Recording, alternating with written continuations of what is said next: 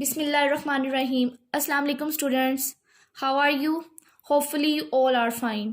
Now we start Urdu work. हम अपना उर्दू का काम स्टार्ट करने लगे हैं. Now open page number 5. जैसा कि आप सबको पता है कि हमारी उर्दू की वर्किंग जो है वो कंप्लीट हो गई हुई है और हम अपने पेजेस को रिवाइज कर रहे हैं.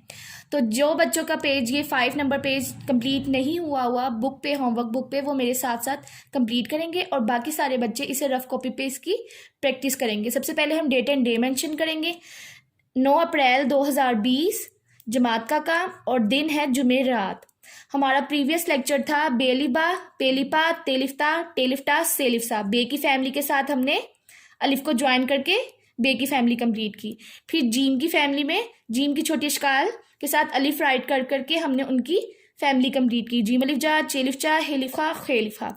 आज का हमारा टॉपिक है दाल अलिफ. दाल और अलिफ को जब ज्वाइन करके लिखते हैं तो दाल अलिफ दा होता है. ये एक दूसरे के साथ ज्वाइन नहीं होते, सेपरेट ही राइट होते हैं, लेकिन जो उनके मिड का डिस्टेंस है वो कम हो जाता है.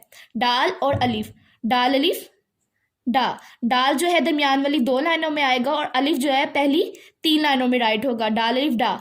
जाल और अलिफ सेम वैसे ही राइट होगा, जाल और अलिफ, क्योंकि दाल की फैमिली की भी छोटी अशकाल नहीं होती और ना रे की फैमिली की होती है. नेक्स्ट हमारी फैमिली है रे की. 2 लाइन्स में हमने रे राइट किया और उसी के साथ अलिफ राइट कर दिया फर्स्ट 3 लाइन्स में. फिर नेक्स्ट है अरे. अरे राइट किया, उसी के साथ अलिफ राइट कर दिया रे अलिफ रा. फिर है जे और अलिफ राइट कर दिया जे अलिफ जा. फिर लास्ट है से और अलिफ राइट कर दिया से अलिफ सा. इस तरह हमारा बे अलिफ बा से अलिफ सा तक कंप्लीट हो गया है.